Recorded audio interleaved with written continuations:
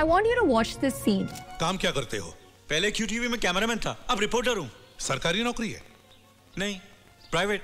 मुझे सरकारी नौकरी चाहिए। सॉरी, लेकिन आपको इस उम्र में सरकारी नौकरी नहीं मिल सकती।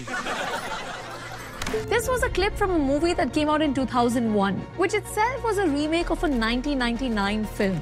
It's 2025 now, and surely things must have changed in all these years from this. मजाक मत करो। मेरा होने वाला दामाद सरकारी नौकरी में होना चाहिए। But you'd be wrong if you thought so. In youth studies conducted by Lokniti over the years, the preferences of our youth have hardly changed. In 2023, 61% preferred a government job and only 6% wanted a private job. In the time between 2014 and 2022, more than 22 crore job applications were received by the government, out of which only 7.2 lakh appointments were made, a selection rate of 0.33%. The government has 40 lakh sanctioned posts across all its ministries and departments, of which 9.64 lakhs still remain vacant despite the mad rush for a government job. On the other hand, the growing private sector is creating more jobs than there are active job seekers. The result? A paradox.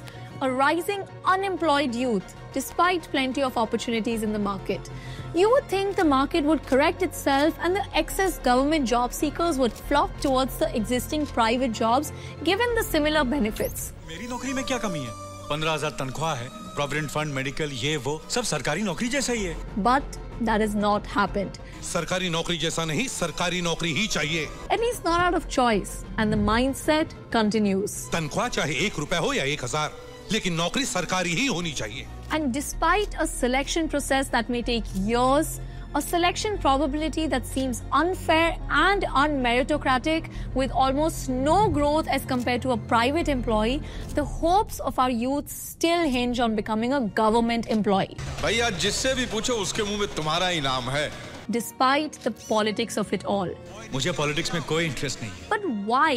Why do millions of Indians still run after a government job? Are they really that much better? Is there something that private employees don't know? What does this race for a government job signal? Is it an early marker of us moving towards a brighter future? Or does it signal a system stuck in the past? And how will it all impact your career? My name is Lavina Kamath, and here's the full disclosure. अरे बाप रे, ये तो धोती खोल रहा है। We're very excited to be a part of the Zerodha Media Network. Together, Zerodha and we will bring you well-researched videos on careers, different industries, and the evolving job market. When I first saw this graph, I was taken aback. Really? 61% of Indian youth would prefer a government job over a private one? Because you're in mine, our experience would have been the exact opposite. Almost everyone in our circles seems to be in the private jobs. But then it struck me, the real India exists outside of our private urban bubbles. The real India lives with very different conditions.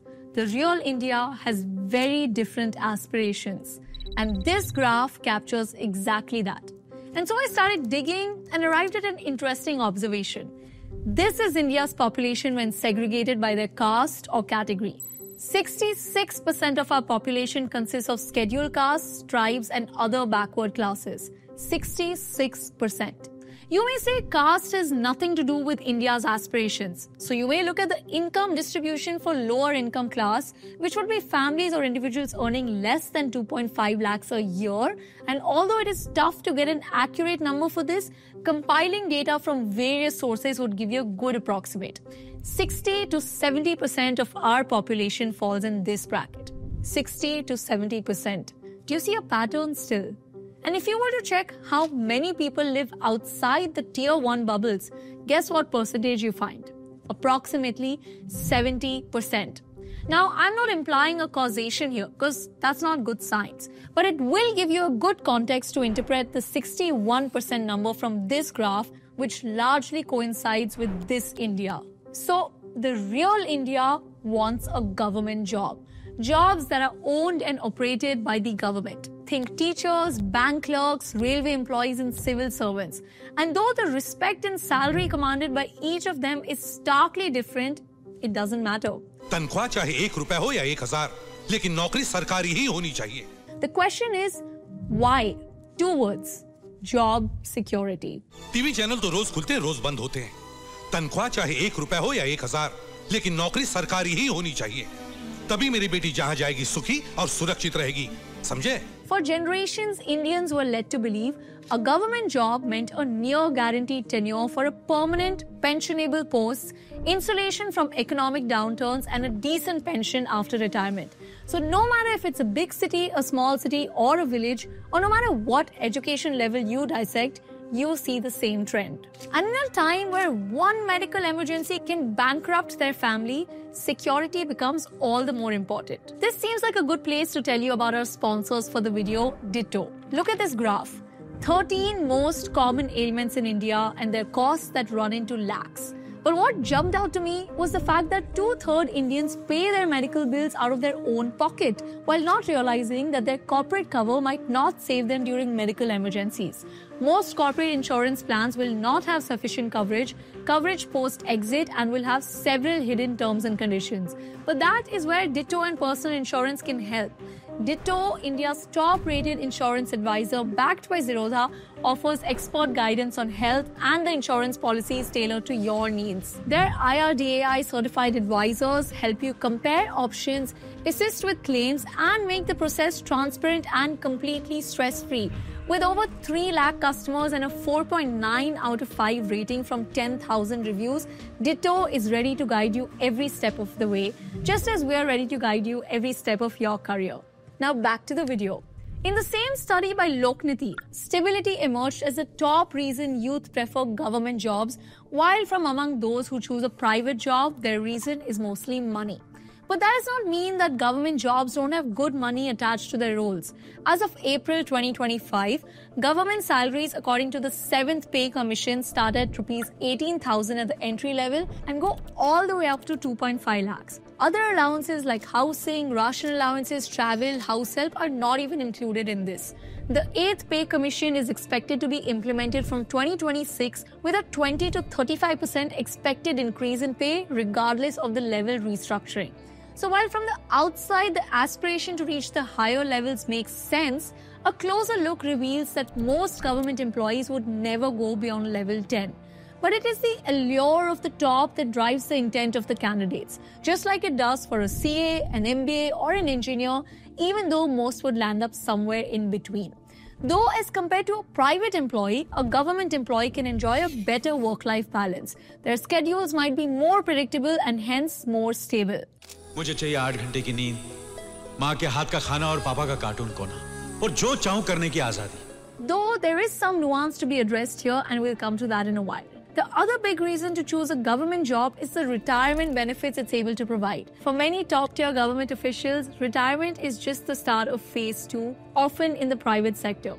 Yes, after an entire career in Sarkari service, senior bureaucrats frequently cross straight into lucrative corporate and consulting gigs. A striking example, former Union Finance Secretary Ashok K. Jha, after retiring from the IAS, joined Hyundai India as president and was offered a 1.7 crore annual salary, making him arguably the best paid retired civil servant of the time. Another retired secretary, Uma Pillai, took a role heading a Tata Group venture for around 30 lakhs per year, which is not shabby at all for a post-retirement gig. From 2002 to 2012 alone, at least 181 IAS officers voluntarily left government mid-career to join big corporates, and many others segued into private roles at retirement age. Public sector bank chiefs become board directors of private banks. Former regulators become high-paid consultants for industries they once regulated.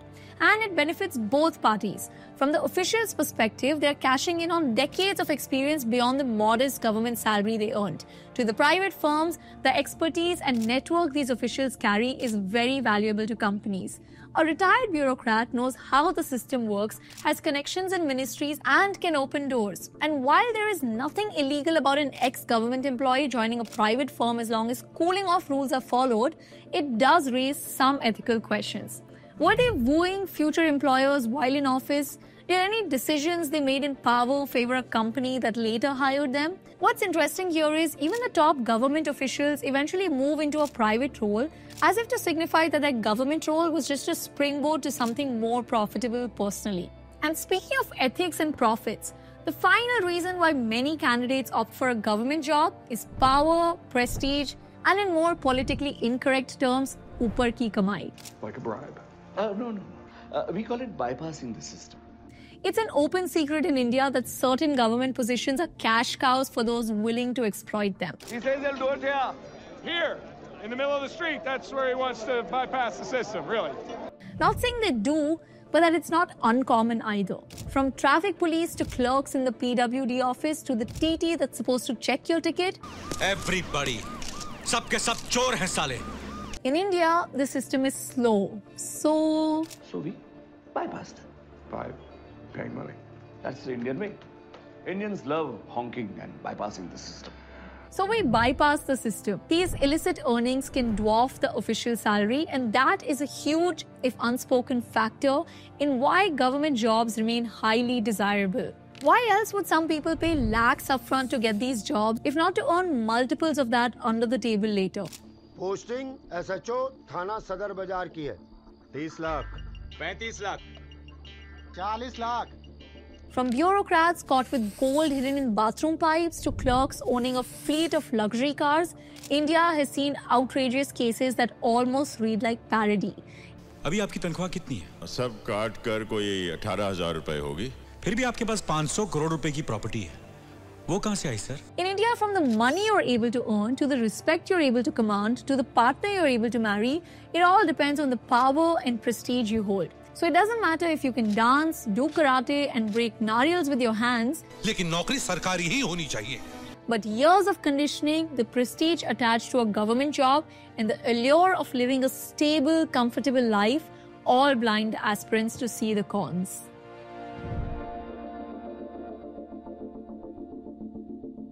Number 1, the selection process. Getting hired in the private sector is pretty straightforward. You find an opening, polish your CV, apply, maybe network with the hirers, clear a couple of interviews, and you have a job. Fairly simple, fairly merit-based, fairly transparent. But getting a government job, the exams and hiring cycles can stretch for years, demanding relentless patience. The selection rates are abysmal. 2.4 crore candidates applied for 1.2 lakh openings in railways. The odds of acceptance, 0.5%. Even in state-level vacancies, like in Uttar Pradesh, nearly 50 lakh applicants competed for just 60,000 police constable positions, resulting in a selection ratio of approximately 1.25%. Not only is the selection rate unfair, there is constant criticism on these exams becoming a breeding ground for corruption, favoritism, and bureaucratic dysfunction at multiple levels. Unlike the private sector, where job progression is tied to performance, in government it's often tied to how much you're willing to grease the system. For many government officers, especially in the revenue, police and public works departments, lucrative postings in cities or near industrial hubs are auctioned behind closed doors, with corrupt officials paying their superiors for positions where they can extract maximum bribes. Each step has its own waiting period. Some steps alone are allotted up to 12 weeks for top-level approvals. It's not unusual for a year or more to elapse from vacancy notification to the new hire's first day. Then there is the corruption baked into the selection and appointment process, be it the Vyapam scam or the West Bengal SSC scam. No wonder so many sanctioned government posts sit vacant even amid mass unemployment, because the system just cannot hire fast enough or cleanly enough. And if after all this you finally get a job, that is where your real battle begins. Here, appointments and postings are often dictated by bribery, nepotism, and political patronage rather than merit. Inside a government office, a newcomer quickly encounters a world of protocol and hierarchy that feels, frankly, colonial. Innovation and initiative often take a backseat to Babu culture. Creative young officers or consultants find themselves boxed in by an old-school chain of command with seniors holding decision-making authority. Fresh ideas struggle to flourish when rigid hierarchies ensure that advisors don't want to let go of power and want everybody to talk to them only, as one insider put it. Respondents lamented that legacy staff is a big drag on the organization and that Niti Aayog does not attract even the best of the bureaucrats due to bureaucratic sloth at the top. Government jobs are notoriously hard to lose. Short of gross misconduct, you won't be laid off. And promotions come at the pace of retirements above you by seniority or by quota. In contrast, private sector employees know that if they slacked off, they could be shown the door or lose bonuses. An accountable system is always more efficient. None of this is to say the private sector is a paradise. Private employees also face their own frustration like brutal deadlines, burnout, or capricious bosses. But accountability is different. A poorly performing private firm risks going under, whereas a government department can coast for decades despite dysfunction. And if you choose to voice out this inefficiency from within the system, you will be transferred. A transfer can uproot you overnight, and it will repeatedly. A staggering analysis found 68% of IAS officers have averaged less than 18 months per posting. We're talking about senior administrators being shunted around every year or so, and sometimes every few months even. Some officers have been transferred 40 to 50 times in their career, and the stability you so crave goes right out the window the moment you join. As the IAS Association notes, frequent transfers demoralize the bureaucracy, and the family of the officer is the worst sufferer. Kids' education gets disrupted, spouses struggle to hold jobs, employees that show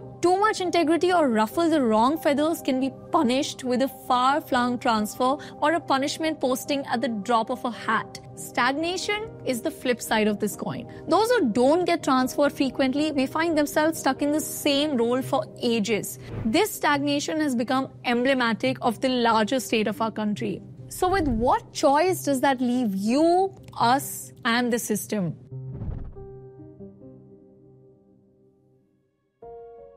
Despite the location advantages, higher earning potential with no cap, a system that rewards merit more frequently, the writing is on the wall. Most candidates will still prefer a government job over a private one. And that leaves us with no choice but to act on fixing issues on three fronts. On the personal front, regardless of which sector you want to work in. On the systemic front, to eliminate the pain points of both the private and the public sector jobs. And on the national front, to rethink our public narrative around work and jobs and reset the expectations. For India's youth, choosing between a government and a private career is about profoundly different life paths. From recruitment to retirement, government and private careers diverge on processes and experiences, yet ultimately converging on a basic human goal for fulfilling, secure livelihood. For Generation Z watching this, perhaps the takeaway is know what you value most. If you prize security, status, and the opportunity of wielding public power,